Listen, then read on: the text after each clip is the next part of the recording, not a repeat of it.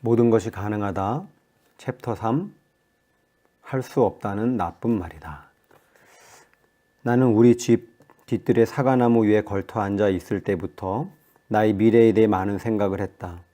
나는 항상 조용한 사색을 좋아하는 애늙은이였다. 그 나무 위에 앉아서 귀뚜라미들이 우는 소리와 새들이 노래하는 소리, 나뭇잎이 바스락거리는 소리를 들었던 기억이 난다. 얼굴에 스치는 바람을 느낄 수 있었고 햇빛이 부드럽게 내 피부를 감쌀 때 공기 중에 퍼지는 신선한 풀내음을 맡을 수 있었다. 몸집이 너무 작았기에 나는 높은 곳에 올라가서 완전히 다른 시점에서 세상을 내려다보는 걸 좋아했다. 그곳은 내가 숨 쉴 수 있는 곳, 마음이 흐트러지지 않고 하나님의 기적을 받아들일 수 있는 곳이었다.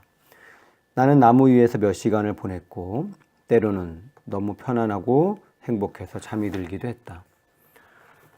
점점 더 나이가 들면서 뒤뜰의 나무 위는 나의 사색 장소가 되었다. 그곳에서 나는 책을 읽고 글을 쓰며 나의 감정들을 가다듬었다. 그곳에 있으면 어떤지 하나님과 더 가까워진 것 같았다. 물리적으로 내가 높이 올라와 있고 영적으로도 내 영혼이 매우 평안했기 때문이다. 분명 나의 사고방식, 즉 삶 속에서 단순하고 소소한 것에 감사하는 마음은 나의 부모님께 받은 것이었다. 그들은 육체 노동자였고 성격이 느긋했으며 검소하게 살았다. 정말로 세상의 소금 같은 사람들이며 거절할 줄을 모르는 분들이었다. 우리 어머니는 8남매 중 한 명이었는데 오빠가 4명의 동생이 한 명이었다. 그녀는 아주 어릴 때부터 1인 다역을 하는 법을 배웠다. 요리, 청소, 바느질, 채소 가꾸기, 고기와 달걀을 먹기 위해 직접 닭을 잡는 일까지 다 하며 어린 시절을 보냈다. 그녀는 항상 일을 하며 자신과 사랑하는 이들을 부양해야 한다고 배웠다. 게으름은 선택사항이 아니었다. 어머니의 첫 번째 직업은 지금은 허쉬 공장인 일리노이주 로빈슨의 히스 공장에서 일하는 것이었다. 그녀의 어머니는 가정주부였고 아버지는 근처 도자기 공장에서 일했다. 그것이 1950년대 작은 중서부 지방의 일반적인 가정 환경이었다. 거기서 노먼 로겔의 초상아들이 나왔다. 우리 어머니는 결혼을 약속했던 사람과 헤어지고 근본적으로 연애에 대한 생각도 버렸을 때 아버지를 만났다. 아버지는 당시 27살이었는데 다소 말이 거칠지만 매력적인 사람이었다. 우리 어머니처럼 아버지도 대가족 속에 자랐다. 무려 11남매였다. 아버지는 어릴 때 끊임없이 여기저기로 이사를 다녔다. 할아버지가 다양한 지역을 경험하고 싶어 했고 할머니도 비슷했기 때문이다. 그는 일리노이주 세인트 마리에 정착해서 아버지는 거기서 고등학교에 다녔고 할아버지는 술집을 운영했다. 할아버지는 9살, 10살쯤부터 일을 하기 시작해서 17살 땐 완전히 가족을 부양했다. 그는 마라톤 오일이라는 회사를 위해 우물을 점검하고 온천수를 파는 일을 했다. 부모님 2분 다 헌옷을 입고 힘든 노동을 했지만 그들은 강한 직업윤리와 가족에 대한 깊은 사랑과 감사의 가치를 배웠다. 무슨 일이 있어도 가족이 우선이었다. 이 철학은 내 어린 시절의 근간이 되었다. 가치 있는 것을 얻으려면 힘들게 일해야 한다. 당신 편에서 당신을 사랑해주는 사람들이 있으면 아무것도 장애될 수가 없다. 우리 부모님은 항상 나에게 진정한 나 자신이 되라고 누군가를 감동시키려고 애쓰거나 잘난 척하지 말고 그냥 하나님이 만드신 그 모습대로 살라고 하셨다.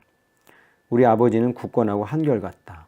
교황 앞에서든 대통령 앞에서든 그는 연극하지 않을 것이며 단추를 꼭 채운 플란넬 셔츠와 청바지를 입고 자신과 다른 사람이 되려고 하지 않을 것이다. 그리고 남이 뭘 달라고 하면 선뜻 주는 사람이다. 나는 아버지가 길에서 어려운 사람을 보면 도와주지 않고 지나치는 걸 본 적이 없다. 우리 부모님 같은 사람들을 롤 모델로 삼고 자란 나는 자연스럽게 남에게 베푸는 마음과 사람들이 서로 돕는 것을 당연하게 여겼다. 자라면서 나는 계속해서 부모님께 이런 질문을 했다. 제가 나중에 무슨 일을 하고 어떤 사람이 되기 원하세요? 그럴 때마다 내가 들은 유일한 대답은 우린 내가 행복하길 바란다는 것이었다. 제발 힌트라도 주었으면 했다. 내 친구의 부모님들은 대부분 자녀들에게 엄격한 계획과 규칙들을 제시했다. 그런데 우리 부모님은 나를 그냥 내버려 두시며 실수하더라도 내가 스스로 선택하게 하셨다. 나 자신의 생각과 꿈을 갖도록 내게 힘을 주셨다. 그들은 나를 강하게 키우셨고 나의 확신을 뒤에서 밀어주셨다. 나를 100% 믿어주셨고 나도 나 자신에 대해 그와 같이 느끼도록 도와주었다. 나를 가족이 원하는 모습이나 또래 아이들의 일반적인 모습이 아니라 하나님이 만드신 모습으로 살게 해주었다. 그들은 다른 사람들이 다 한다는 이유로 어떤 일을 해야 한다고 생각하지 않았고 돈이나 직함이나 지위에 마음이 흔들리지 않았다. 그들은 직업 윤리, 인격, 공감, 정직 그리고 다른 사람들을 대하는 태도를 중요시했다. 부모님은 내가 참여하는 스포츠 행사나 학교 발표회, 교회 프로그램 등은 한 번도 빠지지 않았다. 단 한 번도. 그러한 것들이 두 분에게 매우 중요했기 때문이다. 가족이 중요했다. 우리 오빠들도 마찬가지다. 그들은 매우 친근한 아빠로서 딸들의 머리를 따주고 손톱을 예쁘게 칠해주기도 한다. 우리 부모님은 우리 모두를 아주 훌륭하게 키우셨다. 가장 오랫동안 품고 있던 나의 꿈은 수의사가 되는 거였다. 나는 동물, 특히 강아지를 사랑했기에 수의사를 목표로 삼았다. 그러나 동물이 늙거나 병들었을 때 안락사시키는 것도 그 일에 포함되어 있다는 걸 깨닫기 전까지 얘기다. 나는 그럴 용기가 없었다. 살아있는 생명을 결코 죽일 수 없었다. 그 다음엔 변호사가 되고 싶었다. 부모님은 항상 나에게 논쟁을 잘한다고 말씀하셨다. 그래서 나는 그 일에 맞는 재능을 타고났다고 생각했다. 영화 금발이 너무해를 보고 내가 똑똑한 흑갈색 머리 여성으로서 핑크색 옷을 입고 배심원 앞에 서 있는 모습을 상상해 보았다. 그런데 로스쿨을 마치면 얼마나 오래 걸리는지 듣고 나서는 패스. 인내심은 내가 갖춘 강한 덕목이 아니었다. 나의 다음 진로 목표는 패션계였다. 개인 쇼핑 상담자나 구매자 또는 여성들을 물건 취급하는 대신 그들에게 감동과 행복감을 주는 멋진 기독교 패션 잡지의 편집자가 되는 거였다. 나는 고등학교를 마친 후 지역 전문 대학에 가고 그 다음에 패션 스쿨에 가려고 했다. 하지만 하나님은 나를 위한 다른 계획을 갖고 계셨다. 참고로 말하자면 장차 어느 날인가 이 목표를 다시 갖게 될지도 모르겠다. 나는 포토샵과 에어브러쉬로 수정하지 않고 실제 여성들의 모습을 현실적으로 보여주는 잡지를 누군가는 만들어야 한다고 믿기 때문이다. 또한 내가 신발 디자이너가 될지도 모른다는 생각도 했다. 얼마나 우스운 일인가. 나는 온통 신발 생각만 했고 내가 자연스럽고 독특한 디자인의 진지한 신발 예술품을 만들 수 있을 거라고 생각했다. 우리 어머니는 항상 농담으로 내가 신발을 신을 수 있었다면 살림이 거덜났을 거라고 말씀하신다. 브리커 가족은 파산했을지도 모른다. 하지만 나는 신발 구매의 조력자다. 누구든지 나와 함께 쇼핑을 가면 적어도 두세 켤레의 신발을 사들고 온다. 한계 없는 삶. 때때로 나무에 걸터 앉은 나를 내려오게 하는 유일한 방법은 TV에 올림픽 중계가 나온다고 말하는 거였다. 하루는 체조 경기에 완전히 몰입해 있다가 부모님을 쳐다보면서 이렇게 선언했다. 전 커서 올림픽 체조 선수가 될 거예요. 잠깐의 침묵이 흐른 뒤 두 분은 고개를 끄덕이며 와, 좋은데? 라고 말씀하셨다. 그들에게 그것은 좋은 일이었다. 아무리 설득력이 없어 보이는 생각이라도 결코 나를 말리지 않으셨다. 한때는 그들이 정상이 아닐 거라고 생각했다. 그러나 이제는 그들이 항상 내가 생각해내는 어떤 무모한 계획보다 10걸음 더 앞서 있었다는 걸 알게 됐다. 그들은 늘 내 안에 있는 잠재력을 보셨다. 항상 내가 모든 역경을 이기고 특별한 삶을 살 거라고 믿으셨다. 그들이 늘 나에게 용감한 사람이 되라고 가르치신 것을 나는 영원히 감사할 것이다. 두려움 없는 삶은 한계가 없는 삶이다. 처음 TV에서 도미니크 모치아누를 본 건 6살 때였다. 마치 내 머릿속에서 번개가 치는 것 같았다. 아, 나도 그녀처럼 되고 싶어. 그녀는 체구가 작았다. 나도 작았다. 그녀에게는 불타는 열정이 있었다. 나에게도 불타는 열정이 있었다. 그녀는 루마니아인 부모에게서 태어났다. 나도 루마니아인 부모에게서 태어났다. 우리는 심지어 외모도 비슷했다.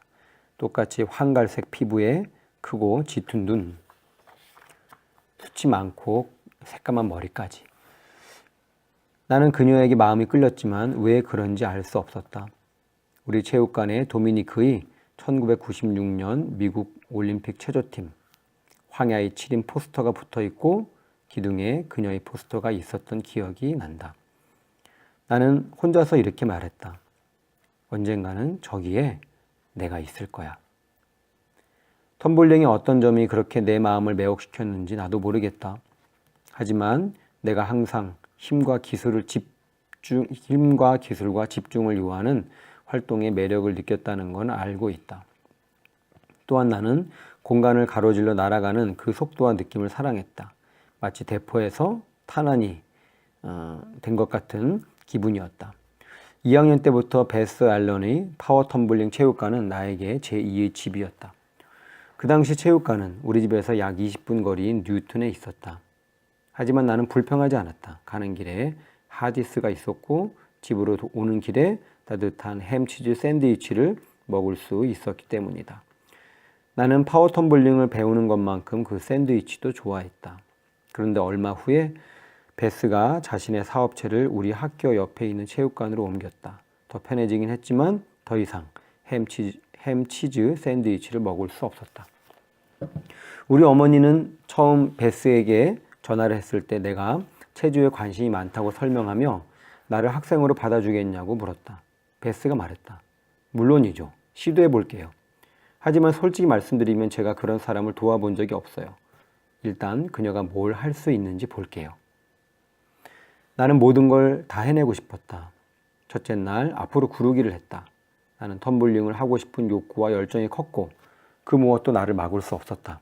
체육관에는 텀블트랙, 평균대, 바닥 매트, 우리가 경기를 하는 긴 텀블링 매트가 있었다.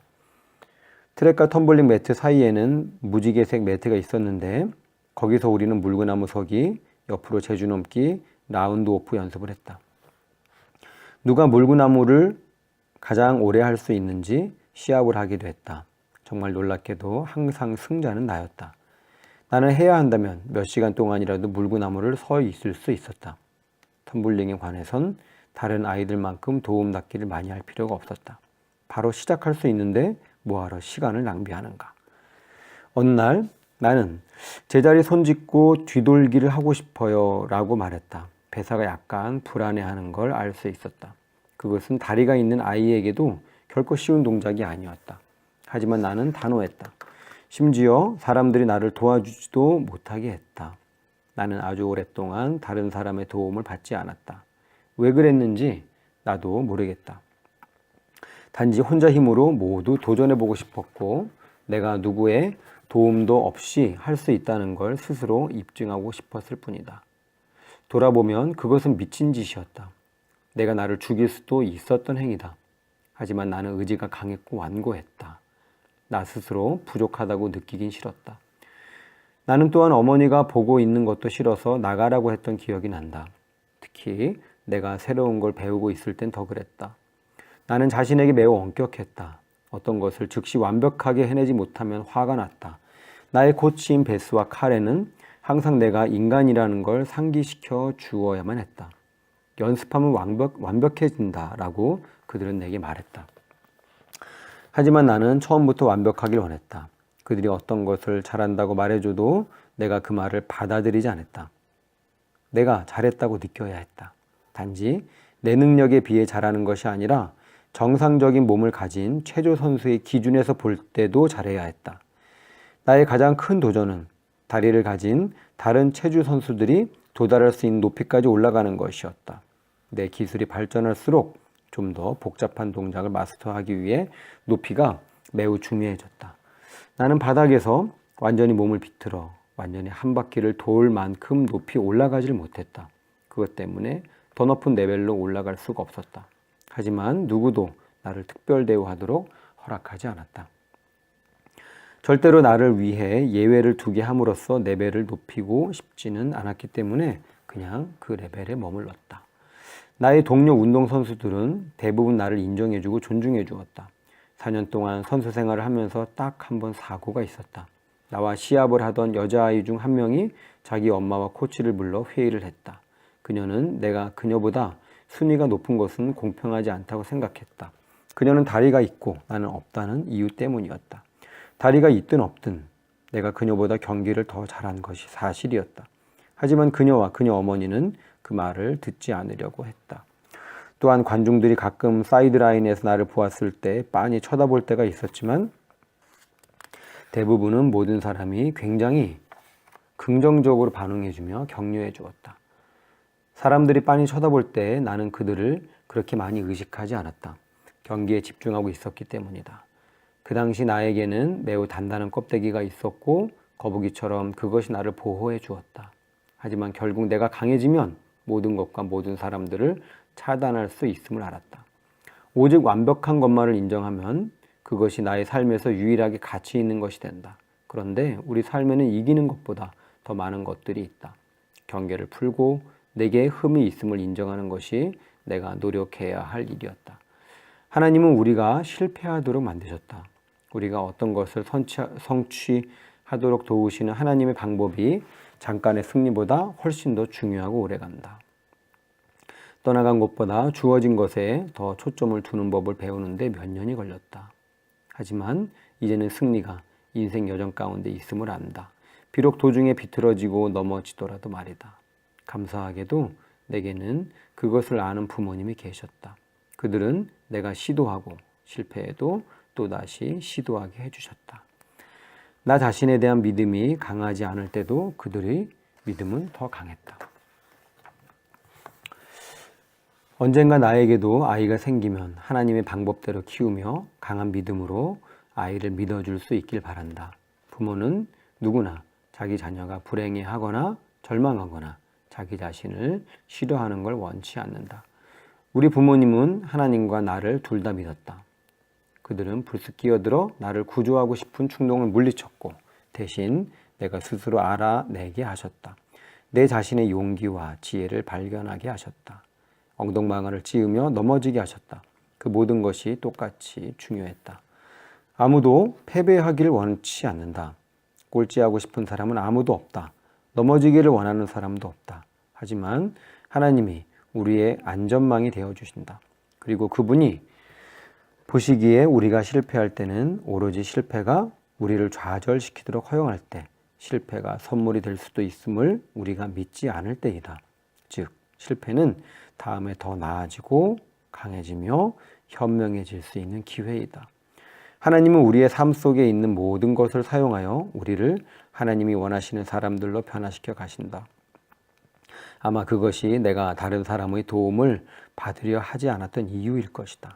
하나님이 나를 돌봐주신다는 것을 알았기 때문이다.